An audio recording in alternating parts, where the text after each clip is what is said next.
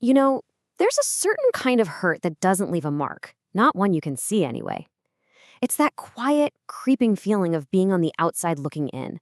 It's social exclusion, and it's incredibly powerful, mostly because it's just so hard to put your finger on.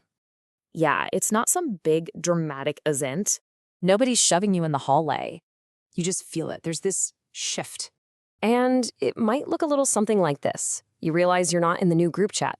Plans get made, and you only hear about them after the fact. Suddenly, there are all these inside jokes you don't get. Or maybe the whole group goes quiet the second you walk up.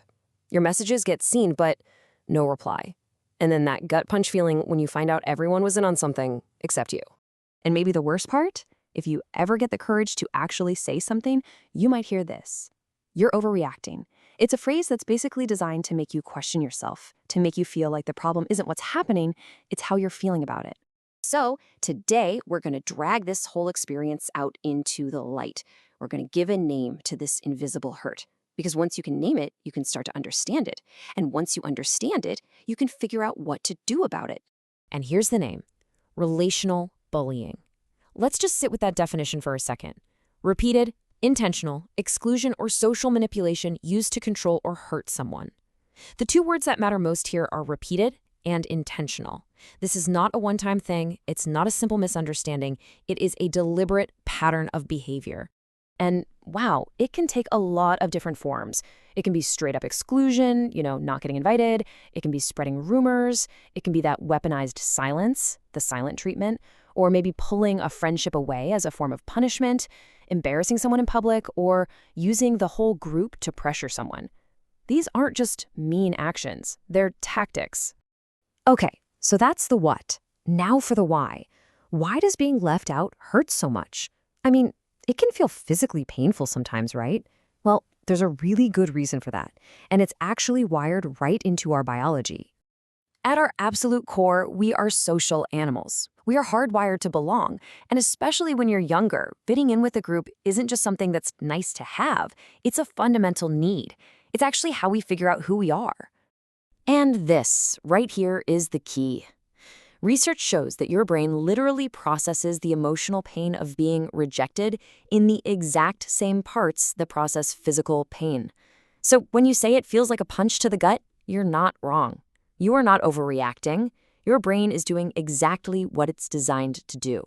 All right, so let's get a little more tactical. How does this actually play out? We're going to look at how to spot the specific methods being used, and, this is crucial, how to tell the difference between this and just, the natural way friendships can sometimes fade. What's so interesting here is seeing it all broken down. The biggest piece of the pie, using popularity as power, deciding who's in and who's out. The silent treatment is right up there too. And of course, rumors and controlling things like group chats are classic, powerful ways to ice someone out. And this brings us to what is probably the most confusing, most difficult question you can ask yourself in this situation. Is this person actually trying to hurt me, or are we just drifting apart? It's that confusion, that gray area that gives this whole thing so much power. This slide is so important. Let's break it down. Drifting apart. Well, that's usually slow, it's often mutual. Your interests change, you both contact each other less. It's just a natural part of growing up. But relational bullying, that is all about intent. The exclusion is on purpose. It's done over and over again. And a lot of the time, it's a coordinated group effort designed to make one person feel completely alone. See the difference? So why? Why on earth would a friend do this? Here's something that's really important to hear. It is almost never about you or something you did wrong. So often, it's about them. It's about their own insecurity, about them trying to climb the social ladder, or about the group trying to feel closer by creating an outsider. It doesn't make it okay, but knowing it's not about your worth can help. So the million-dollar question, what can you actually do about it?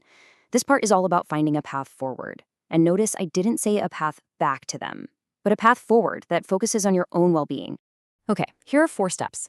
First, just observe. Don't react right away. Just watch and ask yourself, is this a pattern? Is it intentional? Getting clear is your first and most powerful tool. Second, and this is hard, try to avoid chasing them. Constantly trying to get back in their good graces just gives them more power.